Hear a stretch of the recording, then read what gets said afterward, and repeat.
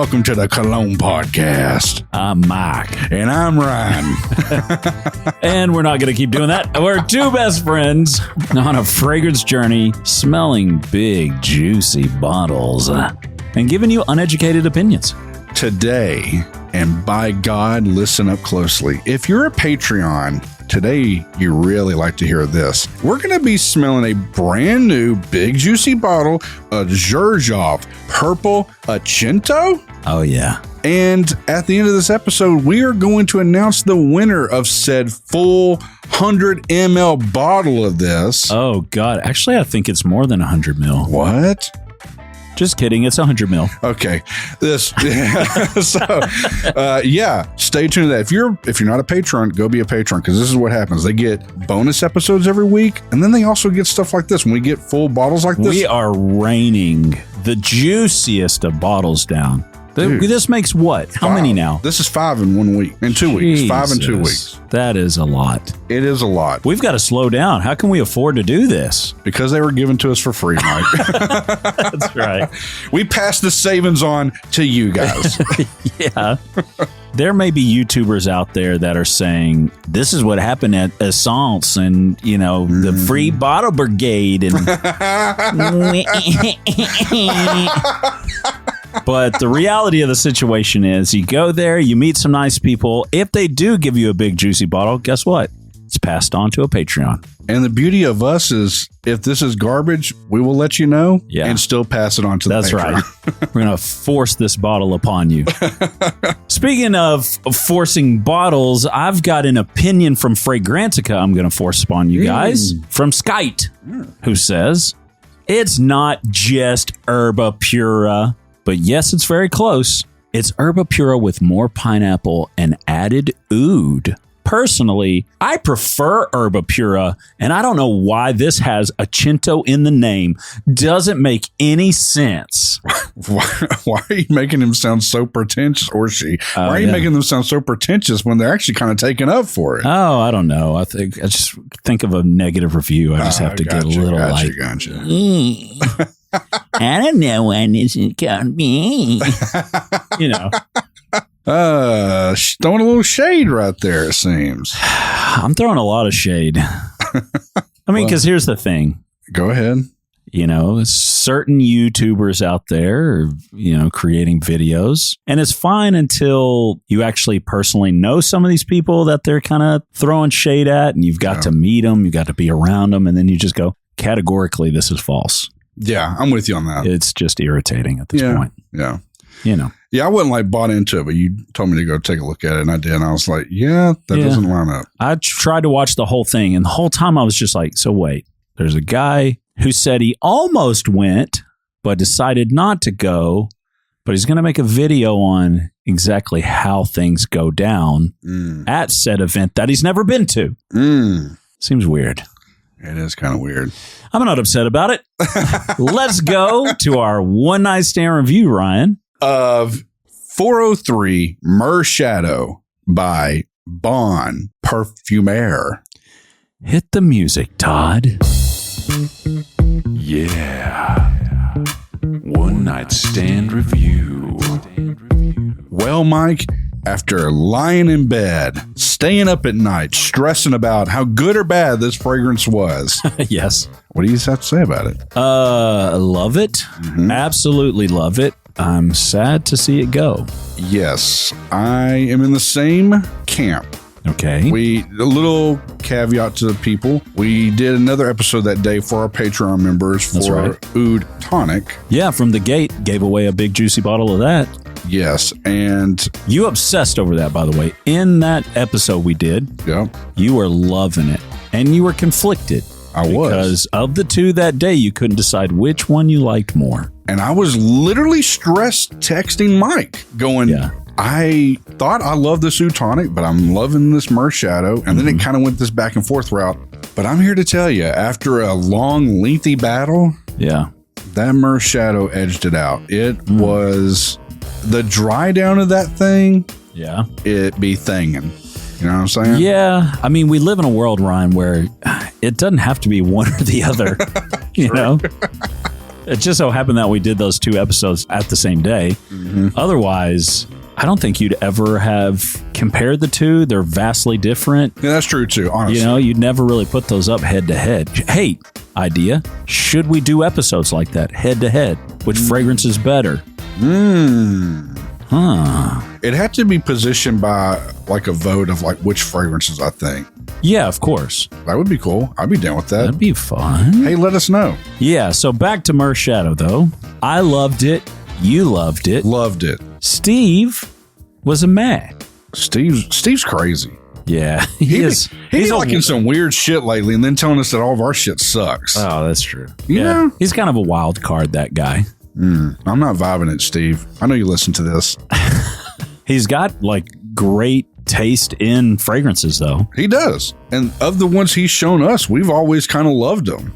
You know, he turned us on to Byron Parfums.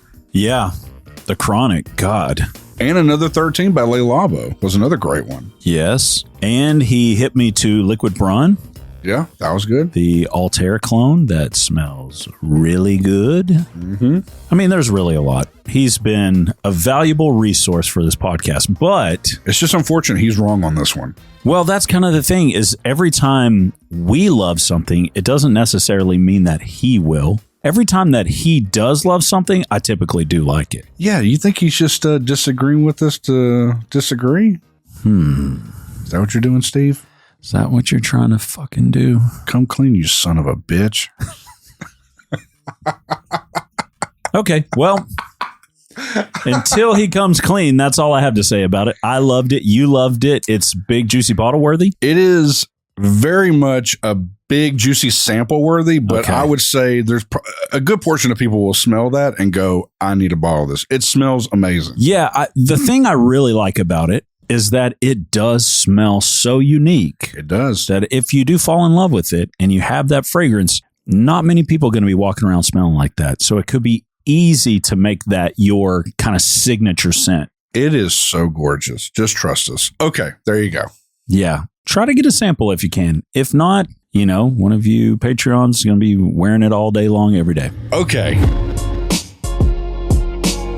Now we're going to get into today's episode. I've been staring at this big purple fucking box for over a week now since you've been back from Milan. I'm ready to freaking smell this. And I'm about to give you the ASMR treatment because it isn't a full bottle and it's fully wrapped. Here we go. Do it.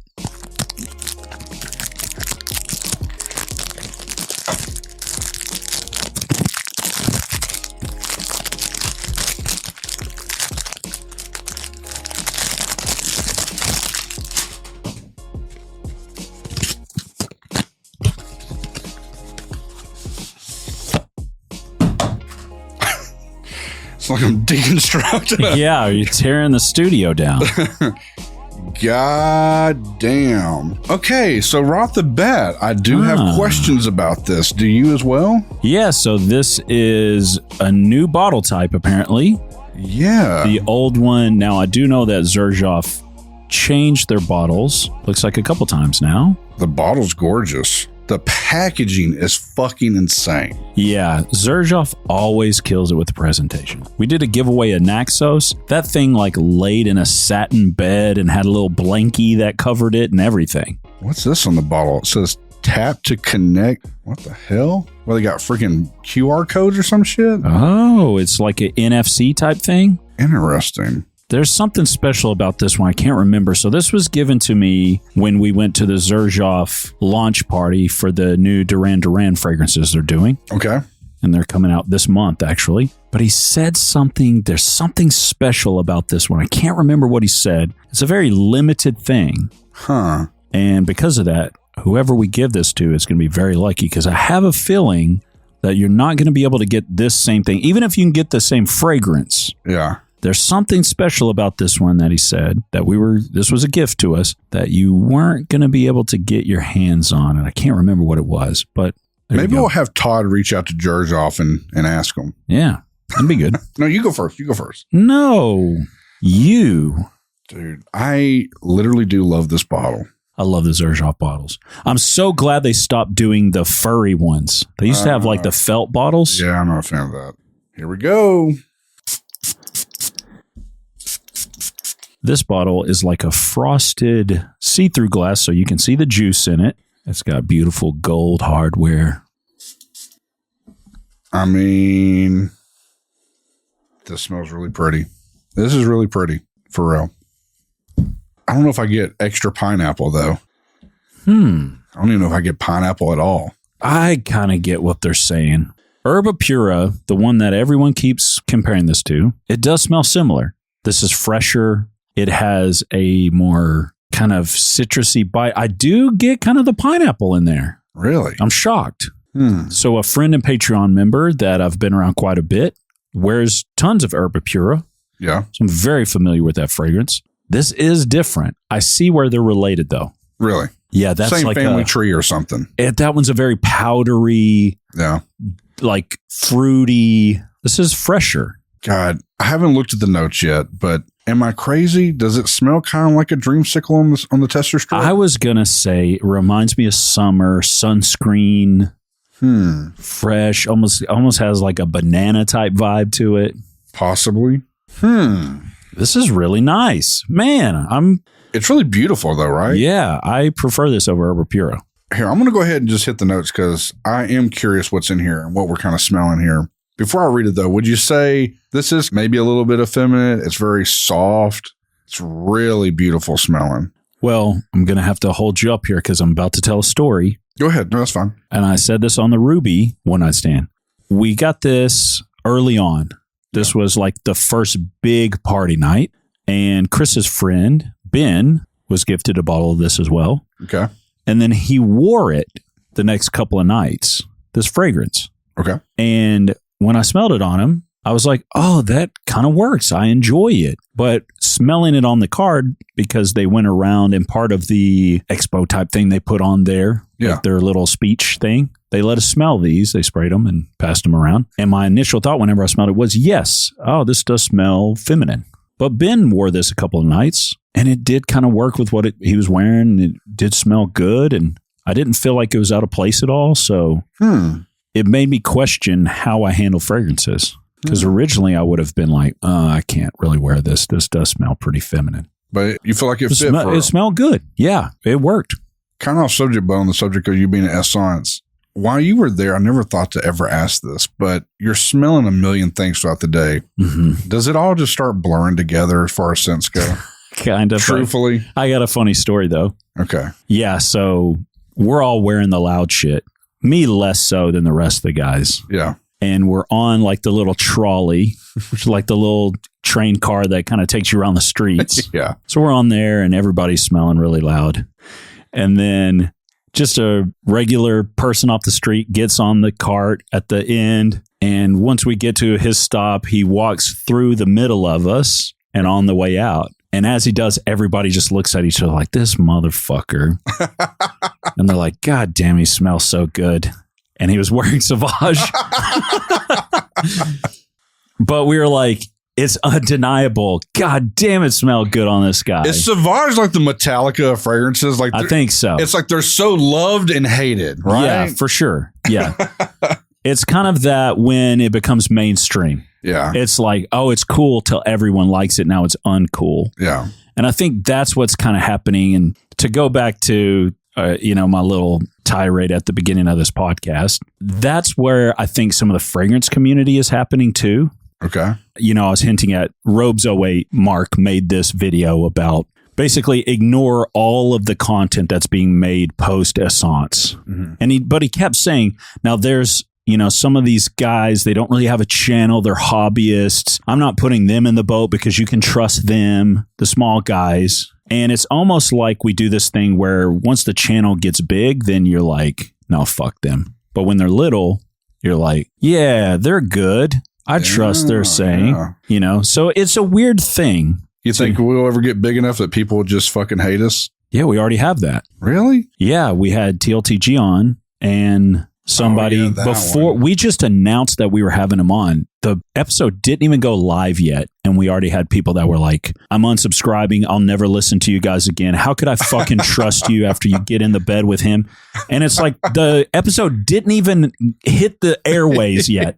It was just that we did an episode with them that the people were just like, just because we did the podcast, there were people that were like, no, I'm out.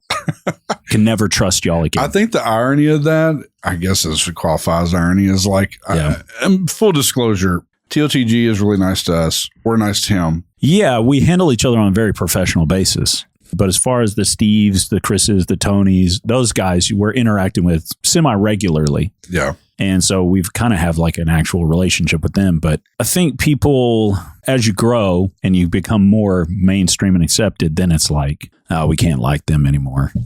That sucks. Well, if it happens more and more, I'm sorry. We're not assholes, I don't think. I think it is the way you conduct yourself. But then also, too, I don't know that we've committed to the type of content that will allow us to be hella mainstream. Yeah, I do wonder about that at times. It does kind of keep me up at night, if I'm being real. Well, if that's the case, then Robes 08 definitely isn't. You know, he's one of your dad's friends, one of the old guys that's just complaining about how life used to be. I remember back in my day, a quarter get you into the movies in a candy bar. Dude, that's exactly how it went. Yeah, it's just the back in my day sort of shit. And then the complaints about how it's not that way any longer. Too many kids came in. Look what they're doing now with their skateboards and their hula hoops and all that other shit, you know? Mine would be, I know I've been mentioning games a lot lately, but mine would be like, if I was going to bitch about something, would be games. Because when I played competitively for Soul Calibur or Tekken back in my day, and that was before YouTube was big. We would upload our highlights from like our Motorola Razrs. It's like a FTP shared folder. People could download it and watch stuff. And it's like, we made no money. Right. Like we would I traveled to Louisiana and mop the floor with people. And it's like, I got like, I don't know, $100 for the whole travel to fucking stay the night and everything else. It's like, now kids are like, I don't know, playing millions. Oh yeah. Fucking drinking energy drinks and fucking vibrators sitting on the table with them and shit, making fucking money, dude. It's fucking nuts, dude. Yeah. But is that a bad thing? It's absolutely not a bad thing. Okay. I mean, I'm happy for the community. I think it's badass. I think it's, I mean, in retrospect for that, it's highlighted like what once used to be considered just a nerdy hobby. It's like, now it seems kind of cool, right? So it's kind of neat. Yeah, see, that's how I feel like he should feel about it. The community grows, and there are going to be people within the community that you don't align with. Yeah. I get that. But you kind of want to go, hey, look, this thing that used to be on the very outskirts, the very fringes, is now a semi-mainstream thing. That's kind of cool. People are interested.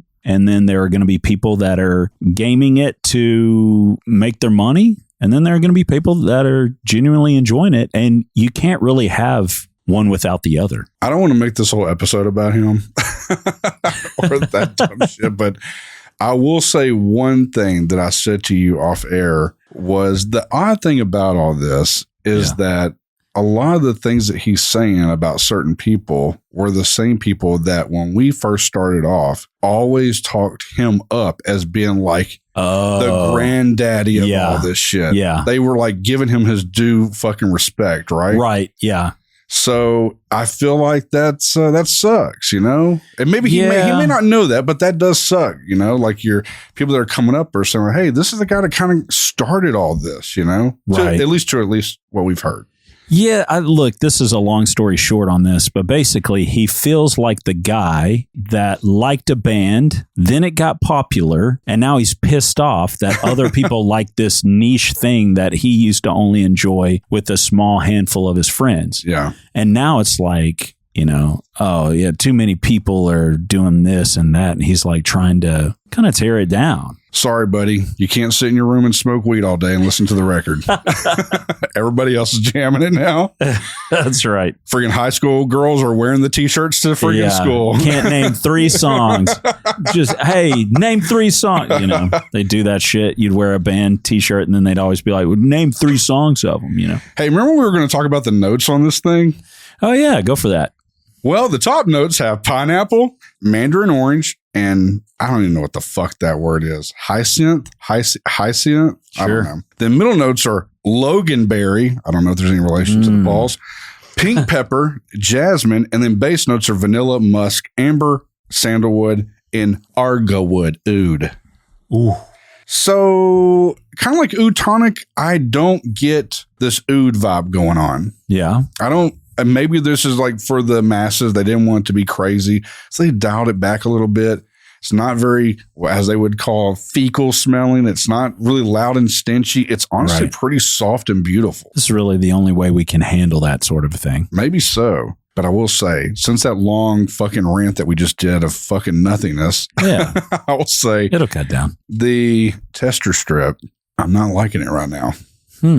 It's like, honestly, kind of doing the opening of Love in Black by Creed. Remember, it had that like kind of, I think back then I compared it to remember the toy rubber shark? Oh, yeah. Kind of has that smell. You think it has like a synthetic smell to it? I don't know if that's synthetic. It just has like, I don't know. Not to me. It smells like banana flavored, like Wonka candy. What were those things called? They were the shapes of the fruit. Runts? Maybe. I know that Runts is that one. Yeah. That's what it reminds me of. Yeah. Somebody I know hates that they can never find the chewy versions of that all the time. Oh. Those were good. Let me hit you with a little price and popularity on this bad boy. Okay.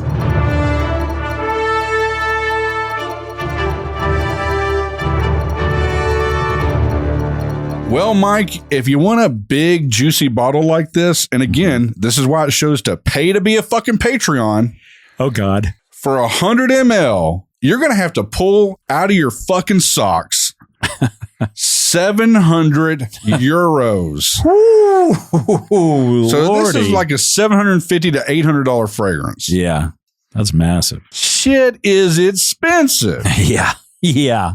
Now, are we thinking that's worthy of this right now? Is this a little too spicy on the pricey?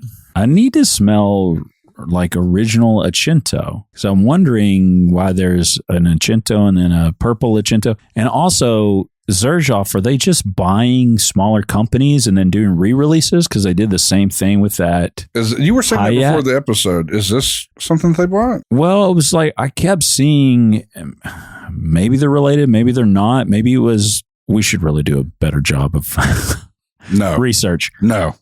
That's the Spiro brand or something like that. Okay. They have like a similar felt bottle and like they had a very Xerjoff looking vibe to them. Interesting. But then a couple of essences ago, Xerjoff did a re-release with that. What was that brand name? It was like Kimmy Magic or something like that. And then they did the Hyatt. That Hyatt one was fucking great. Yeah. Whatever they got from that, I don't know where that came from. That shit was good.